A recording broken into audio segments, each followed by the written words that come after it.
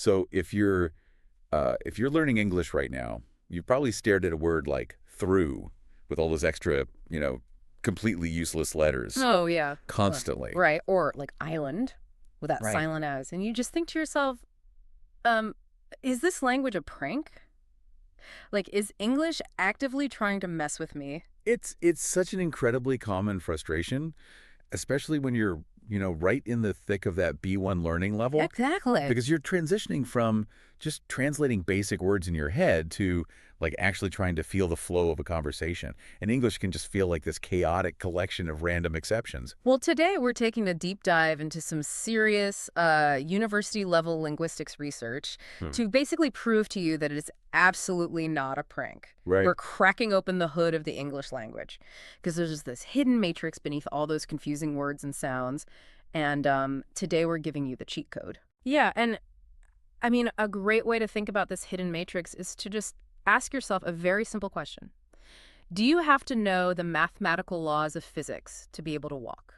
I mean, definitely not. If I had to sit there and like calculate gravity and mass and forward momentum every single time I tried to stand up, I would literally never leave the couch. Precisely. You walk without thinking about it because your body has just, internalized the mechanics. Right. And language works the exact same way. Every single time you speak or listen or read, you're relying on this unbelievable complex set of rules that are just firing off in your brain. Which is what linguists call your mental grammar. Right? Exactly, your mental grammar. It's an unconscious, pre-wired cognitive system. You use it flawlessly every day, completely behind the scenes. So our goal today is to kind of bring that unconscious machinery into the light. I love that. So we're basically going to look at the physics of how you walk, linguistically speaking. Yeah. But before we get into the actual mechanics of like building English vocabulary or mastering pronunciation, we kind of need to zoom out first. Yeah, definitely. What actually makes human language so special? Mm. Because, I mean, we aren't the only creatures that communicate. Like, if I look out my window right now, birds are chirping, dogs are barking, they're clearly talking to each You know, other. they're passing information, certainly. But there's a massive, just a huge gulf between animal communication and human language. Okay, how so? Think about like a highly trained parrot. You can teach a parrot to say a phrase, maybe a cheer for your favorite sports team, right? Oh, yeah, sure. But when that parrot squawks those words, does it actually comprehend the rules of the sport? Like, does it care at all if the team wins or loses? No, obviously not. It just knows that if it mimics that specific noise, its owner gets all excited and, hands over a cracker. Right. It's just a learned reflex. Exactly. The sound carries absolutely no underlying conceptual meaning for the bird. Or consider something even more sophisticated, like honeybees. Oh, yeah, the bees. Yeah, bees do this incredible figure-8 movement called the waggle dance. The waggle dance. Yeah, the waggle dance. And by changing the angle and the duration of the dance, a bee can communicate infinite mathematical variations about the exact distance and direction to, like, a field of flowers. Wait, really? That sounds pretty advanced. It is. It's amazing. But there's a catch. The location of nectar is the literal only subject those bees can ever discuss. Oh, I see. A bee cannot dance about how nice the weather is today. It can't dance about, a scary bird it saw yesterday. The system is completely rigid. It lacks creativity. Which brings us to the ultimate human superpower. Exactly. Because there's this legendary linguist, Noam Chomsky, who pointed out something just fascinating about our brains. He called it the creativity of linguistic knowledge. Right, and it's such a brilliant concept. Because if you think about it, you only have a finite number of words stored in your memory, right? Mm. You only know a finite set of structural rules. Mm-hmm. But by mixing those limited tools together, you can create an infinite number of unique sentences. It really is staggering to think about. You could string together a sentence right now that no human being in the history of the universe has ever spoken. Wow. And as long as you follow those finite rules, I will understand you instantly. We can just separate sounds, words, and concepts and endlessly recombine them. Okay, let's actually dig into that connection between sounds and concepts. Mm-hmm. Because this is where language really starts to feel like magic to me. Oh, for sure. Like when I say a word, what is actually happening in the brain? Well, to understand that, we have to look at semiotics, which is essentially the study of how we make meaning. And there's a foundational model for this. Okay, Imagine a word as a two-sided coin. a two-sided coin. Got it. The first side is the physical form. We call it the signifier. This is the actual physical sound wave that hits your eardrum when I speak, or, the physical ink on a piece of paper. Okay, so if I write down the letters O-P-E-N on a piece of cardboard, those physical letters are the signifier. Exactly. Now, the second that visual information hits your optic nerve, your brain instantly performs a magic trick. Okay. It pulls up a mental concept. You don't just see shapes. You understand that a store is ready for business, the door is unlocked, and you can walk inside. Right. That mental concept is the second side of the coin, and we call that the signified. It's basically telepathy. I mean, I make a physical shape with a pen, or I just flap the meat in my mouth to create a sound wave, and suddenly this complex holographic image projects into your mind's eye. That's a perfect way to describe it. But here is the crucial twist, and this is something every language learner really needs to internalize. What's the twist? The connection between the physical sound and the mental image is almost entirely arbitrary. Wait, you mean it's completely random? I mean, there's absolutely no natural physical necessity for it. Think about the clear liquid we drink to stay alive. Water. Right. There is no biological or physical reason why pushing air through our teeth to make the sound water should represent that liquid. I guess that's true. The sound doesn't look like a puddle. It doesn't feel wet. We just collectively, culturally agreed to use that specific sound. Language is essentially an agreed-upon hallucination. Okay, I have to challenge you on that, though. Sure. Because what about words that mimic nature? Like if I say yow, that is a direct physical imitation of the noise a cat makes. Right. The sound wave directly resembles the animal. That isn't arbitrary at all. That is the exact objection people always raise. We call those onomatopoeic words. But they actually prove the rule of arbitrariness beautifully. But wait, how? Think about it. If meow was a pure natural reflection of a cat, then every single human language on Earth would use that exact same sound. Oh, right, because the cat sounds the same no matter what country it lives in. Exactly. But a dog barking doesn't sound the same in human languages. In English, a dog says woof. Yeah. But in Indonesian, the word is guk guk. Yeah. And in Greek, it's gav gav. Yeah. Even when we are actively trying to imitate nature, the sounds we choose are still filtered through our arbitrary cultural conventions. There's no ultimate logic to it. That honestly needs to be framed and hung on the wall of every English classroom. Seriously. Like if you are a B1 learner and you're beating yourself up because you can't find the logical reason why a table is called a table, just let it go. Yes. There is no logic. It's purely arbitrary. You just have to learn the agreed upon code. And once you accept that the code is arbitrary, it becomes so much less intimidating. Yeah. Because then we can stop looking for deep philosophical meaning and just look at the actual mechanics. Right. Like, how do we actually take these arbitrary sounds and snap them together to build a vocabulary? Which brings us to morphology. Yes. And for anyone learning vocabulary, you should really stop treating the dictionary like a list of separate individual items to memorize. It is much more helpful to think of English like a massive bucket of Lego bricks. I love that analogy. Because if you understand the different types of bricks and how they snap together, you can build thousands of words without having to memorize them all individually.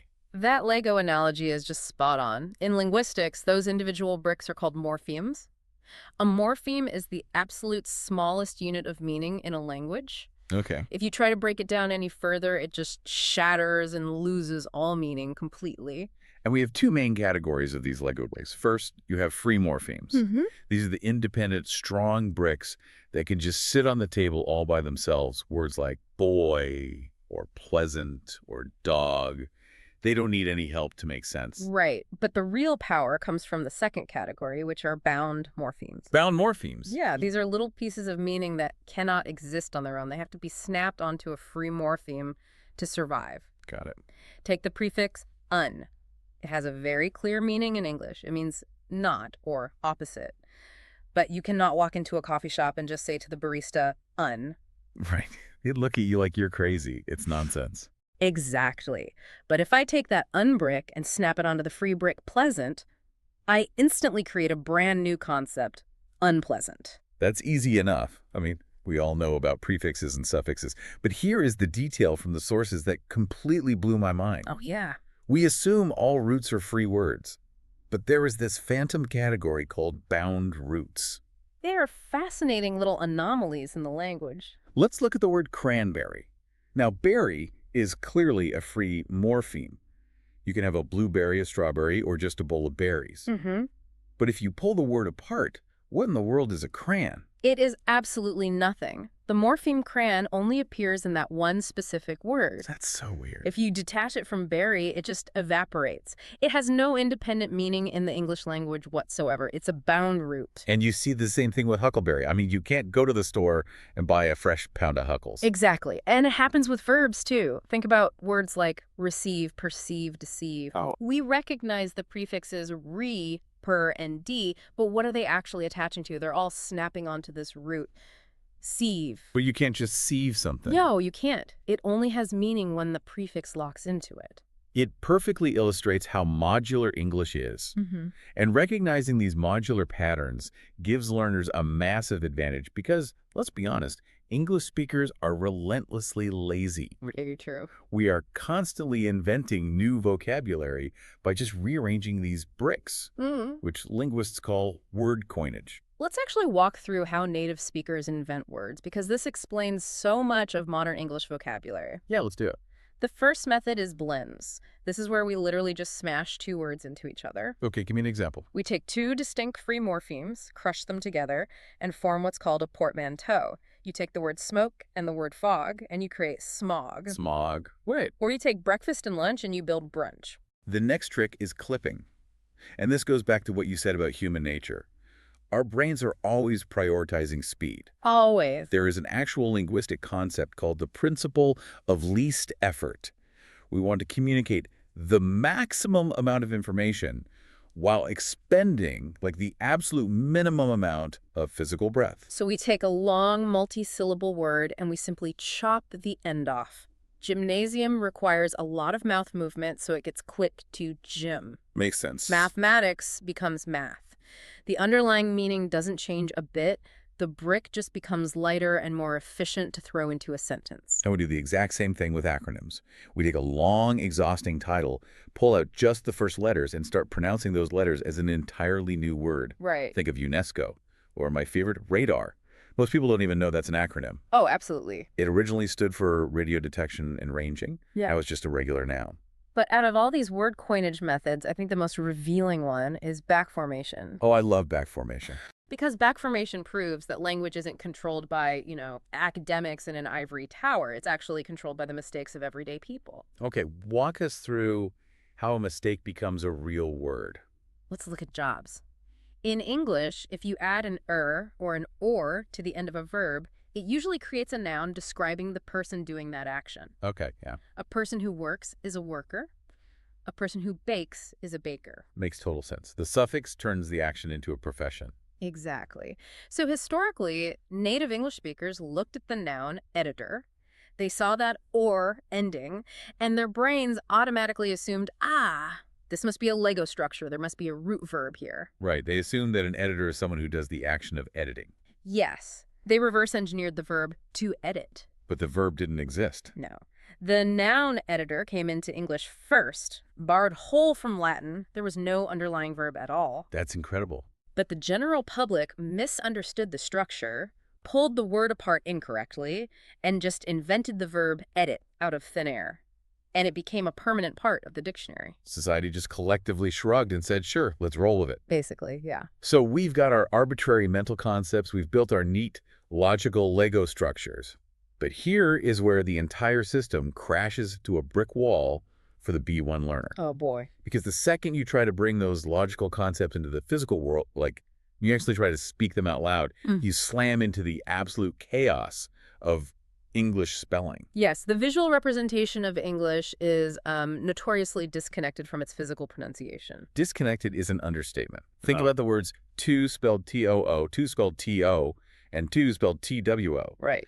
You have three wildly different spelling combinations, but your mouth makes the exact same physical sound for all of them. It's true. Or look at a word like psycho, P-S-Y-C-H-O. That is 6 letters on the page. But when you say it, you only produce 4 sounds. The S sound, the I sound, the K sound, and the O sound. Half the alphabet is just sitting there completely silent. This extreme inconsistency is exactly why, when we study speech sounds, a field called phonetics, we completely ignore the regular English alphabet. It just cannot be trusted. Not at all. Instead, we use the IPA, the International Phonetic Alphabet. And the rule there is brutally strict. 1 visual symbol equals 1 continuous physical sound. every single time. And when we talk about physical sound, we mean literal biological mechanics. Like, how do we actually build a sound wave in our bodies? It is essentially an airstream mechanism. Yeah. Think of your body as a wind instrument. Okay. You pull air into your lungs and then you forcefully push it back out. That column of air travels up your windpipe and passes through your voice box, which sits in your throat. Right. Finally, it enters your mouth, where your tongue, teeth, and lips act as physical barriers, chopping and shaping that air into distinct vibrations. And what happens right there in the throat at the voice box is one of the most critical pronunciation hacks an English learner can master. Absolutely. It's the difference between a voiced sound and a voiceless sound. Yeah. And there is a physical test you can do right now, wherever you are listening, to feel this machinery working. I highly recommend doing this. Take your hand and rest your fingers gently on the front of your throat. Okay, I'm doing it. First, make the sound of a snake hissing. Just a long, continuous sss. Notice how your throat feels beneath your fingers? It should be totally calm and still. Yeah, nothing's moving. Your vocal cords are pulled wide open and the air is just rushing through empty space. That is a voiceless sound. Okay, now keep your fingers right there on your throat, but change the sound to a buzzing bee. Zzz. The difference is immediate. Oh, yeah. You will feel a strong, rapid vibration buzzing against your fingers. To make that zzz sound, your brain sent a signal to your throat to snap your vocal cords together. So they're blocking the air. Basically, as the air pushes through that tight gap, it causes the tissue to rapidly flap and vibrate. That is a voiced sound. You literally turned your throat's engine on. But notice what your mouth is doing. For the S and the Z, your tongue and your teeth are in the exact same physical position. Exactly. The only difference is whether that throat engine is turned off or on. You can try it with other pairs too, like the P is voiceless, but the B is voiced. Just say P, P, P versus B, B, B. You can feel the engine kick on for the B. And this isn't just trivia. Failing to turn that engine on or off changes the entire meaning of an English word. Oh, right. It is the difference between asking someone for a rope and asking them for a rope. It's the difference between fate and fade. That tiny, invisible vibration in your throat is a distinct Lego brick of meaning. Okay, but this brings up a massive question for me. Sure, what is it? If phonetics is so perfectly logical-like, if it directly tracks the physical reality of the human body, why on earth do we still use our broken spelling system? Why don't we just replace the regular English alphabet with the phonetic alphabet? I mean, it would instantly cure the headaches of millions of language learners. It is a totally valid frustration. And honestly, spelling reformers have tried to do exactly that for centuries. So why didn't it work? Because if we forced our spelling to perfectly match our spoken sounds, we would actually destroy something much more valuable. Really? Like what? Our messy spelling system is essentially a historical blueprint. It preserves the morphological Lego bricks we talked about earlier. Wait, I'm not following. How does a silent letter preserve a Lego brick? Okay, think about the word sign, spelled S-I-G, Okay. The G sits there in total silence. Phonetically, you just say sign. If we reformed the spelling to make it phonetic, we would delete the G entirely, right? Right, because we don't say it. But look what happens when we snap a suffix onto that root to build the word's signature. Suddenly the G is pronounced, you hear the G sound. Oh, wow. So if we deleted the G from sign, we wouldn't be able to visually see that sign and signature and designation all belong to the exact same word family. Precisely. Spoken sounds are messy and fleeting.